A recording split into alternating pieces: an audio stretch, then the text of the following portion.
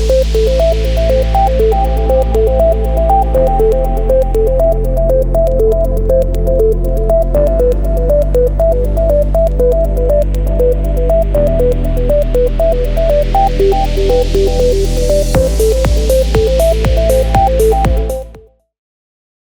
everyone, and welcome to episode 33 of our MetriSight. I'm excited to be joined today by Diego Alberti, who is Manager of Product Automation, Global Technology and Operations at Warner Brothers Discovery. Just as a side note, I'm excited about this because early in my career, 25-something years ago, one of my first activities in the networking space was helping to build out an enterprise global frame relay network for Discovery Communications, then based in Bethesda, Maryland. So I'm sure things have changed quite a bit. But I really am excited to talk to Diego about how you see the enterprise communication and collaboration landscape evolving in both the near and short term. And with that, let's go ahead and start the conversation. So welcome to our episode of MetriSight. Tell us a little bit about yourself. Sure. I started over 10 years ago in the marketing industry and then moved into media and entertainment. Then throughout the years, I've worked on new technology initiatives, integrations for mergers and acquisitions, project management, people manager, collaboration solutions, and enterprise automation. And I've always enjoyed anything related to technology, which has always drawn me since I was a kid. How did you make that move from the marketing background into technology? What brought you into that? A recruiter reached out to me randomly. I was not expecting it, and I got the call, and I ended up. It was actually for Warner Brothers, and that's how I ended up Discovery at the time. That's how I ended up switching jobs. I was managing a couple locations for a marketing agency back then from an IT perspective, and they called me, and it sounded like a fantastic opportunity, and that's how I transitioned over. Excellent. So I wanted to get your thoughts on kind of this environment we operate under right now. So obviously a lot of concern about the global economy. But then at the same time, we're seeing in our research companies are trying to navigate this hybrid work water. You know, do I bring people back in the office? Do I let them work at home? How do I ensure that no matter where people are working, they're able to effectively communicate and collaborate? What kind of challenges do you see as an IT leader that you're facing, and how are you addressing those? Yeah, there are numerous. Some of them are related to communication. How do you communicate effectively with an organization without adding additional clutter, right, to an already busy inbox or company portal? So it's how do you get those communications out? In an enterprise environment, you're constantly receiving emails from different SaaS applications, your company portal, project status updates, fire drills, all sorts of things that happen. And that becomes a challenge because how do you filter that information out? There's important company information going out. You're used to hearing about it when you're in the office.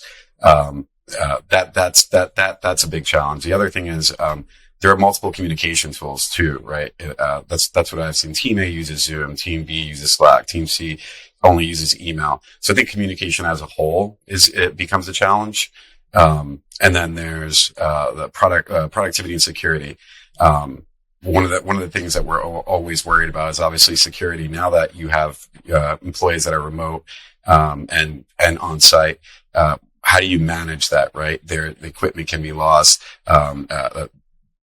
There's the whole situation with, I don't really know if you recall, but a couple of years ago, the whole Sony hack, right? There's a lot of data and information and emails, even from some executives that were taking out. Those are major concerns when you're talking about remote and in-office hybrid employees. Do you, I guess, how do you navigate? Like, one of the challenges we see in our research is companies that are trying to enable flexibility, let employees have some choice, but to do that in a secure environment that, obviously dealing with compliance issues and so on. Do you find a challenge in, you may want to keep things simple and say, oh, no, everybody has to use this versus having that flexibility? How do you weigh those kind of decisions?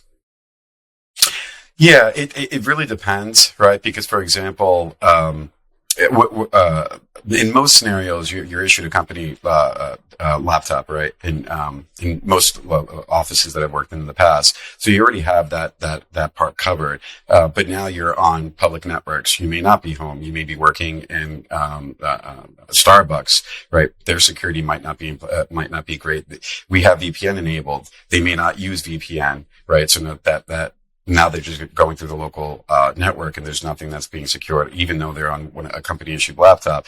Then there's even supporting the equipment while they're remote. Then there's issues during calls when you're an end user is working from home or another location and they're having connectivity issues. How do you support that? So overall, it becomes a massive challenge. So we've been trying to adopt in most cases, trying to make things as automated as possible, minimize the amount of clutter that's coming in, more focused communication, versus just a general, like how it was before, just spam. Anything that's happening, you're getting an update. So just more focusing on that aspect of it now. Excellent. So I can't do any of these interviews without asking you about ChatGPT, and obviously a lot of interest now in conversational AI and how we might, with Microsoft potentially building ChatGPT into Bing, and Google a couple of days ago announcing their own version of it. How do you see that ChatGPT-driven conversational analysis evolving? What are you thinking about as you look at that technology? Oh, I find what's happening with AI fascinating, and the impact across all the industries will be tremendous. For example, how do humans learn? We read books, we watch videos on a specific topic, or we learn in person from a professional. Then we apply what we learn in practice and gain individual experience over time. AI can do this at scale because it's trained with large data sets and it's constantly learning. So there's simply no competition. Let's use ChatGPT as an example. It's scary how convincing ChatGPT is. I've messed with it quite a bit, and I find it's fascinating to me. Now add that natural language functionality to an existing chatbot for, say, customer support portal within an organization. You now have a 24/7 assistant answering your organization's technical support questions, which is instantaneous. There's no need to wait for a technician. And then add the ability to integrate with other SaaS products. And you can now automate routine and even complicated tasks better than humans can, faster and more efficiently. The data is always clean and consistent because there's no human error involved in data entry as well. So that's another challenge that we typically deal with in support, right? There's the whole aspect of you have a data entry that's clean. The usernames are correct, all that information. So I find that AI is going to change all of that, right? It's going to make us more efficient, which means that we can put out more work, while at the same time filling in a lot of these gaps for the mundane tasks that you typically, for example, password resets, issues that you get. Once you have all those integrations in place, it will make us all way more productive, I think. And it touches each field differently, right? Like in medicine, there's I've read that there was an AI that can detect a cancer cell from an image in milliseconds. I thought that was fascinating. Wow. Yeah, I know most of the media is right now focused on education. I have 2 college-age students who are already hearing from their professors, please don't use this, or how do we, more progressive professors are trying to figure out how it can help you. But I think you raised some really interesting points about how it can be applied into the workplace to improve customer service, employee support, and so on. So I want to shift gears again and ask you about video. We just published a study yesterday that showed that companies are still facing video burnout, but they're seeing continued increase in use of video. The video is becoming really a critical technology for distributed work. What are you seeing, and how do you address that concern potentially over video burnout? Is it something that you see, and what do you recommend that your fellow IT leaders would do? Yeah, meeting fatigue is real. Seeing yourself constantly staring at a screen without a break. You have limited mobility. I built myself to stand at home just so I can stand up myself as well. It just becomes a challenge. There's a cognitive load which is much higher during a video chat than it is if you're in person with, you're one-on-one with somebody. So this is one of the most challenging to address. Teams need to work together, which means meeting to discuss initiatives. But how do you do this without overloading everyone with meetings? I think the COVID lockdowns were an extreme example of meeting fatigue. So some of the things that I've seen done is setting guidelines and protocols, and it has to really come from the top down. That for meetings company wide, that it can help alleviate it, because now you're getting it from the management team saying, all right, for example, shorten your meetings so that your meetings end 5 to 10 minutes before the end of the hour, right? Or 30 minutes. So just make them shorter. Another thing is setting no meeting days. So one day a week, you can't have meetings. For me, I try to make that Fridays, but I'm finding that to be more and more difficult, which leads me to one of the other things that we're seeing is even though we're putting all this in place, we find that people tend to fall back into the same meeting routine after some time. So a lot of people will follow that rule, but then over time it's like, okay, well, it looks like you're free. So let's just start taking up this time. So it is an ongoing challenge. And there are definitely, several things you can do in addition to just, audio only meetings. I find that I do that with my team now just to alleviate not having to be on video all the time. And then I am a pacer, so I will start walking around and that's what we try to do internally. So we all have wireless headphones and we're just trying to walk around to, avoid, being stagnant in our chairs all day. So. Yeah, we do meeting free Fridays here at MetriSight, and like you said, there's always that. Hey, can I just squeeze this one meeting in, or client wants to talk to you, or something like that. But yeah, I think the real key point you mentioned was that it takes commitment. It's like starting to work out at the beginning of the year. You got to change your habits and continue to not fall back into your old ways. So one of the challenges I think folks face is the fact that there's so much new coming onto the market. We talked about ChatGPT and conversational AI, certainly around video. How do you evaluate and keep an eye on what's happening, the new features that vendors are delivering at a very rapid pace, and so on? Yeah, with some of the larger vendors that I've worked with, we tend to have a relationship with them where we're up to date on what existing vendors are releasing, and we're constantly assessing those changes and what's to come. But to remain cutting edge, we have to constantly follow the latest trends, but it doesn't mean that the newest trend is always the best option. Considering we always consider our users' needs. We are very user focused. We always take what is best for them first, and we weigh that against any existing tools to see if it's essential. We always check if there's anything internally. Do we have an existing tool that does the same thing or similar? So the reason for that is otherwise you're adding another tool to your toolbox that does nearly the same job as another, and it can be overwhelming, and it's also not cost effective. So I find that a lot of companies experience that specifically with like chat tools. They have multiple chat tools. And it's one tool does this, and then it's difficult to remember what does what in what tool and which one you should use with which team. Team A uses one and team B uses another. So that gets difficult. But overall, that is the biggest thing is just constantly keeping up with the trends and then doing a comparison to see what basing it off of our end user needs versus what is just available out there, because sometimes the latest trend is not the best option either. That makes sense. Is there anything you feel that's missing from the market right now that if you could grab vendors by the shoulders and get them to deliver something that you would? Yeah, well, I mean, right now, I find that it's vastly different than it was several years ago, and there's still yet to be one solution that fills in all the gaps. However, they are moving in the right direction, and there are more and more integrations between different SaaS products. I find that the integration aspect of it is what really adds functionality to the tools, because in most cases, you're on that chat tool discussing something that you need to do in possibly another tool with another team or with the existing team. So I find that the integrations is really what stands out the most. An application collaboration tool that integrates with various other SaaS tools. Those are the ones that really stand out to us. Yeah, we find in our research that the companies that have the most successful collaboration strategies, they kind of view that integration piece is critical. That you don't want to, you want to bring as much data into, say, a chat app, whether it's Teams or others that are out there.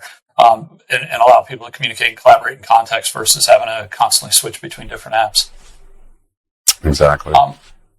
So do you feel like the vendors understand, this need for employee-centric versus, they just want to roll features out as quickly as possible?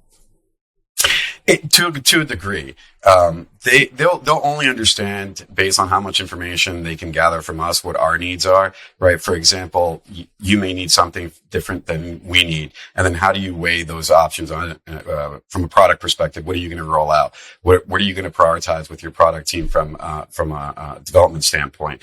However, what we find is the best vendors are typically the ones that are willing to work with you. You have a tool that does X, but we can make it do Y over time, working with you and constantly keeping in touch with us. That to me is what differentiates a good vendor versus a vendor that I'm just not going to get that. They're not going to be as effective for me. Makes sense. And so as you think about the next year, we're still early on in the year. What keeps you up at night? What are you most worried about, concerned with, paying attention to, and so on? Everything's changing so fast. I find that at times it can be difficult to keep up.